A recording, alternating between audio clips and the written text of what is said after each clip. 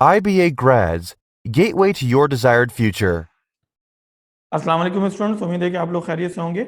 आज हम जीआईके के एंट्री टेस्ट के कंप्लीट पैटर्न के बारे में बात करेंगे और उसके नेगेटिव मार्किंग, उसमें कितने एमसीक्यूज किस सब्जेक्ट से आते हैं, किस सब्जेक्ट में नेगेटिव मार्किंग होता है और किस में नहीं होता है, और कितना टाइम अलाउड होता है बच्चों को, उस पर डिस्कस करेंगे। और उसके बाद फिर हम इंटर और जीआईके के टेस्ट में फिजिक्स के सवालात में डिफरेंस पे बात करेंगे कि कैसे सवालात आ सकते हैं।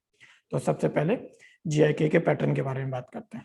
जीआईके का पैटर्न हमारे पास देखो, जीआईके में ना सबसे पहले ये पूरे का पूरा फेडरल बोर्ड के ऊपर से सवाल बनता है। अब ये जो फेडरल बोर्ड से सवाल आपके पास बनता है ना बेटा, तो इस फेडरल बोर्ड के लिए आपको टोटल एमसीक्यूज अलाउड होते हैं ये 80 एमसीक्यूज, जिसमें फिजिक्स के 30, मैथ 30 और इसके साथ साथ इंग्लिश के 20 एमसीक्यूज होते हैं।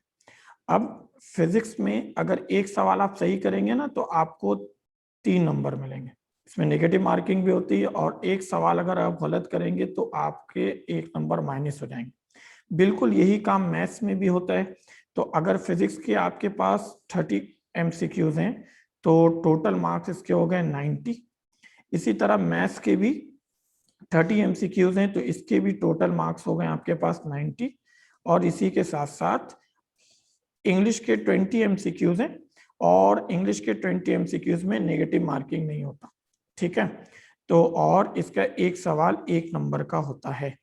तो ये हमारे पास पेपर पैटर्न हो गया, और इसमें अगर तुम नोट करो ना तो तुम्हारे पास टाइम गिवन होता है 2 आवर्स का, 2 घंटे आपको मिलेंगे, 120 मिनट्स, ओके। उसके बाद अब देखो, अगर हम फिजिक्स के बारे में बात करें ना, फिजिक्स के इंपॉर्टेंट टॉपिक में, कि फिजिक्स के इंपॉर्टेंट टॉपिक फेडरल बोर्ड के लिहाज से जीआईके की तैयारी अगर हम करें तो हमें कौन कौन से चैप्टर बहुत अच्छी तरह करने होंगे।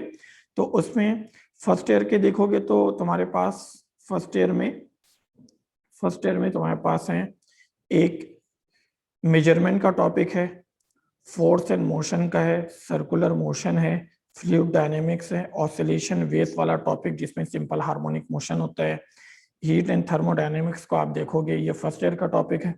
सेकेंड ईयर के टॉपिक में आपके पास से इलेक्ट्रोस्टैटिक्स का टॉपिक है, current electricity, electromagnetism, electromagnetic induction, alternating current और न्यूक्लियर फिजिक्स के रिलेटेड सवाल ज्यादा आते हैं इसमें, ठीक है।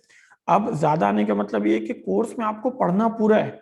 अब इन सब चैप्टर के वेटेज ज्यादा होते हैं, ज्यादा सवालात इन्हीं चैप्टर से आ रहे होते हैं, ठीक है। अब अगर मैं तुमसे कुछ एग्जाम्पल क्वेश्चन के बारे में बात कर लूं कि किस तरह के सवालात आते हैं फिजिक्स में, तो उसमें देखो सबसे पहला सवाल अगर मैं आपसे डिस्कस करूं ना, तो सबसे पहले सवाल में हमारे पास देखो कैसे लिखा हुआ है सवाल में कि a machine can lift a 500 newton weight up to a height of 2 metre. देखो 2 मीटर हाइट गिवन है, वेट तुम्हारे पास कितना है बेटा 500 न्यूटन का, इन 20 सेकेंड, टाइम भी गिवन है, और बोलता है the power developed by this machine. तो पावर के लिए फॉर्मूला हमारे पास क्या होता है मेरा बेटा, P is equal to W upon T, work done per unit time से हम डिस्कस करते हैं। और अगर इस वर्क डन को डिस्कस करूं तो यहाँ पर वर्टिकल वर्क डन है, जिसको हम क्या लिख सकते हैं, mgh अपॉन टी।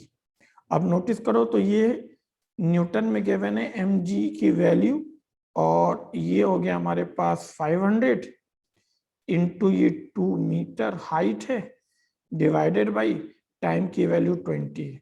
एक जीरो ने जीरो को कैंसिल किया, 2 ने 2 कैंसिल कर दिया मेरा बेटा, तो तुम्हारे पास आंसर आ गया क्या 50 वॉट का, ठीक हो गया। तो एक सवाल आपने ऐसे देख लिया कि कैलकुलेशन के तरीके से इस तरह के सवाल आते हैं। अगला सवाल देखोगे, अगले सवाल में अगर तुम नोटिस करो ना तो तुम्हारे पास कैसे लिया हुआ है, देखो एक थ्योरेटिकल सवाल है, इसको अगर देखें तो ज्यादा सॉल्व करने की इसको जरूरत भी नहीं होगी आपको। इसको अगर तुम नोटिस करो तो तुम्हारे पास इस तरह से है कि एक पेंडुलम है, a pendulum oscillate in simple harmonic motion as represented by the figure below। Figure में हमारे पास एक पेंडुलम के लिए गिवन है।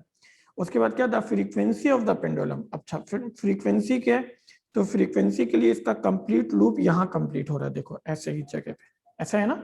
अब अगर तुम टाइम पीरियड इसका देखो ना तो ये टाइम है तुम्हारे पास 2 सेकंड का। और अगर तुम्हें फ्रीक्वेंसी में याद दिलाऊं तो ये होता है 1/T। और अगर इस 2 सेकंड को मैं तुम्हारे लिए सॉल्व कर लूं तो 1/2 और इसके लिए जवाब आ जाएगा ये हर्ट्ज। तो इसका सही जवाब आ जाएगा आपके पास डी ऑप्शन है आपके पास 1/2 हर्ट्ज। तो ऑप्शन डी हमारे पास सही हो गया। अब इसमें जो डिफरेंस है ना हमारे इंटर लेवल में और इस जीआईके के पैटर्न में, तो उसमें थोड़ा सा आपने ख्याल रखना होगा कि सवाल को पूछने का अंदाज अलग होता है, कैलकुलेशन करने का तरीका अलग होता है, कैलकुलेटर अलाउ नहीं होता और कंसेप्शनल सवाल होते हैं। उसको अच्छी तरीके से अगर आपको शॉर्टकट ट्रिक के साथ आप बहुत अच्छे तरीके से पेपर अटेम्प्ट करेंगे तो इंशाल्लाह फिर आपके लिए कोई मसला नहीं होगा। जज़ाकल्लाह, अस्सलाम वालेकुम।